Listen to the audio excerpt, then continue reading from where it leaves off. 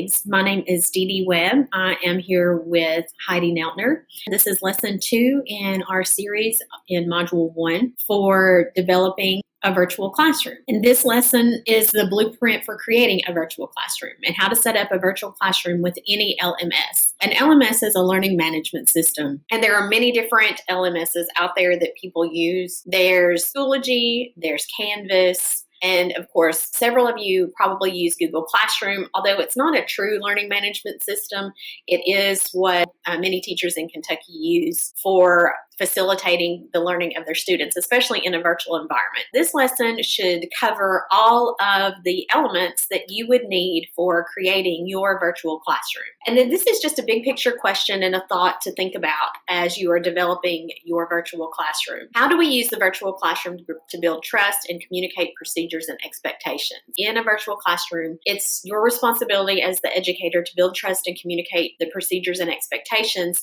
just like in a regular classroom. And although that can be challenging, there are some tools and some things that you can put into place that will ensure that your classroom runs smoothly. And that's what this lesson is all about.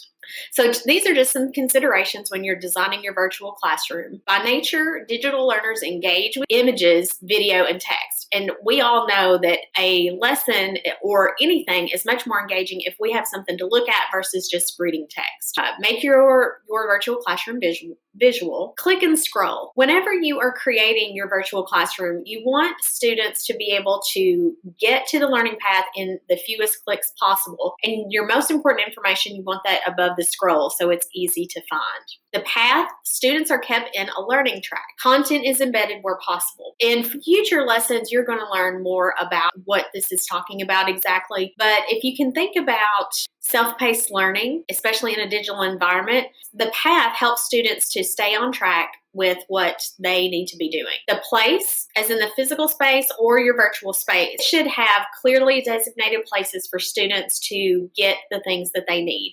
And not only work, your virtual space should answer questions that students have, especially that they would have on a routine basis, like when is my assignment due? But all of those things should have a clearly designated spot. And then routine, your virtual classroom should have established routines and procedures. This helps students to be able to navigate easily, and it also allows them to gain confidence and be self-sufficient, so they are not continually asking you questions. They are able to navigate that virtual classroom independently. After you have signed up for a learning management system, so again, whether that is Schoology, Google Classroom, whatever it might be, these are the elements that you would want to include in that space. So the first thing we'll talk about is a class calendar. Next is a welcome message, class announcements, course instruction, class syllabus, a course unit outline, and of course the gradebook.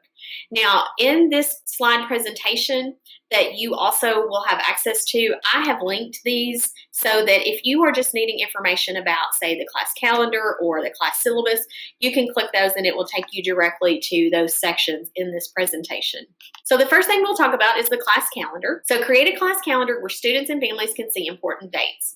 Those dates should include the due dates to the assignments, any virtual conferencing sessions, office hours, and then, of course, the end of the grading period. Now, depending on your classroom, you may have other things that you want to include.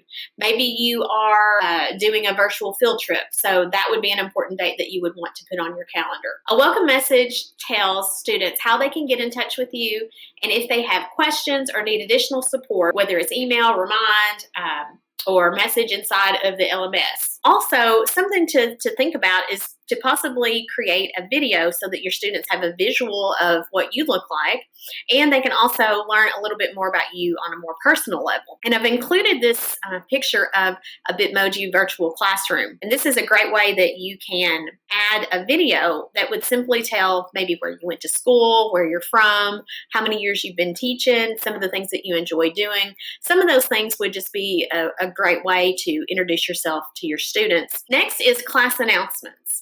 And class announcements would be a space that you let students know what's happening for the week. And you would post that on like a Friday before the following week, or maybe the first thing on Monday morning. And this would, of course, be just whatever you decide with your procedures. Now, a video is a great mode of delivery, but I would also suggest it's typed up so that it's there in visual for the students. And also with class announcements, think about doing some shout outs for your students. Like maybe you had some students that were really all-stars the week before and you highlight them. Maybe want to recognize students that have birthdays. And then any reminders. Maybe there's an assessment coming up, remind them of that. Kind of give them an overview of what's happening for the week. What is the topic that you will be teaching? And what is the expectation? What is it that you are wanting the students to get out of the class for the week? Let's take a look at how you might use your announcement feature in a couple of different platforms. Inside of Schoology, you have what's called the updates area. And for your updates, you could quickly type a message to your students about textbooks they need to bring or about an upcoming date and post that, and it will send to them essentially what is a push notification. The other way you might use your updates inside of Schoology is to use your Bitmoji Classroom as a tool to let students know what's happening during the day. Inside of this tool, you can put your welcome message for the week or for the course that students can play. You could also add important links that students need to use a lot, and you can add that ever important agenda or link right to your info center where students or parents could quickly email you or understand where to go to get direct help. That would be a great way to use a Bitmoji Classroom or just a generic slide deck that has a lot of different cue cards for announcements for students. Another popular learning management system is Canvas. In Canvas, you can choose to post announcements to your students, embed things like video so that it's directly there, and you can set up your announcements so that students can reply and ask direct questions if they need to. This will also send students essentially a push notification to get their attention and let them know important information that's coming up. The next element that you would want to have is a class introduction. And this is just a space that introduces the course and is also linked to the course syllabus. It should be a space that's easily accessible for the students. And remember, keep in mind that an LMS is used where students have access to the learning path in the fewest clicks possible. And most important information is above the scroll. Your course introduction can simply tell the students a little bit about the course. Maybe once they have the link to the course syllabus, you talk a little bit about the course syllabus and some of the expectations for the course. So next is class syllabus, and I've created a link here that will take you to a template for a course syllabus. We will be taking a deep dive into how to write a syllabus in lesson 3.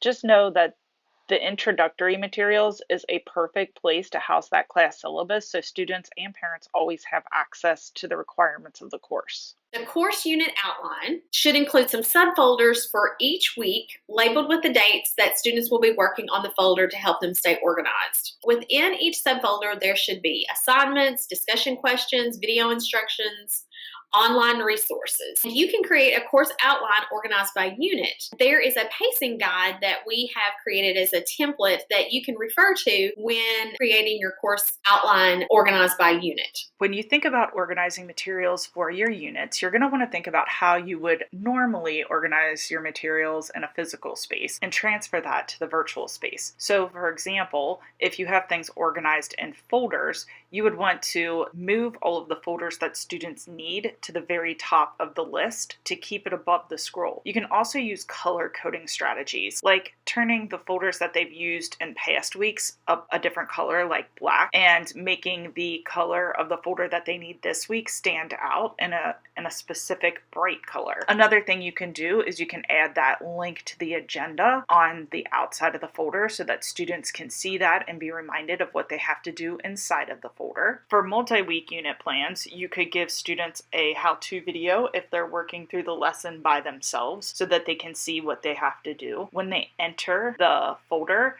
you can put things in specific order so that students just click through the order to finish the work inside of the module. Adding directions to the outside of those lessons or giving students specific things that they need to do will also help them navigate the course. Inside of a learning management like Canvas, you might consider organizing all of your work or all of your unit work into things called modules. Inside of these modules, you would drag and drop the most recent or current module to the very top. You could also provide a section for your course overview where students can quickly find the information that they need about how to contact you, your overarching question that you have for the course, and your syllabus. And then inside of each module, you would provide students with a weekly overview that includes an embedded video to keep students in the path, the objectives and questions you're going to cover, and then teach students to navigate by just pressing the next button so that they get to the next task, including things like a task list with hyperlinks to different resources or even to different assignments is really helpful as students navigate and need to stay on track to get through their blended learning lesson. Next is Gradebook. Within your virtual online class, you should be sure and include a link or explain the process for locating grades within the student's gradebook. So this could be an online gradebook or it could be apps so that the parents and the students can check their progress. The important thing is that you note this and students know where they can access either the link or the app within their virtual classroom. Okay, and again, this is the checklist of all the things to include in your virtual classroom, which includes the class calendar, the welcome message, the class announcements, the course introduction, the syllabus, the course unit outline, and the gradebook. As we wrap up lesson 2, it's a good time to pause and think about some of the things that we've just covered. If you go into our blended learning blueprint that you copied over from lesson 1 and click on the lesson 2 tab, you'll be able to scroll through and think through some of these topics that we've just talked about and think about how you plan to implement those in your own learning management system, be it Google Classroom, Schoology, Canvas, or something else. Feel free to rewatch this module if it will help you answer these questions. Once you've taken the time to pause and think through the information for virtual classrooms, you are ready for Module 1, Lesson 3, which is all about how to write your syllabus.